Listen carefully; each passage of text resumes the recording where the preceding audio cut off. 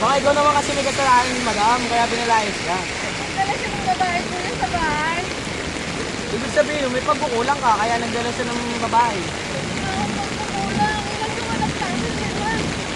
Pero kung buhay ko na sa pamilya ko. Kawawa naman. Nagagawa ko sila. Oh, Walang puso naman yung... kawawa naman te. Naulan pa, pinalayas ka. Grabe naman siya. Naawa ko yan sa kanya eh. Ilan? 15 years? Malalaki na anak nyo. Iniisip namin pero nagdala siya ng babae. Nagdala niya rin sa bahay namin. Ang sakit nun.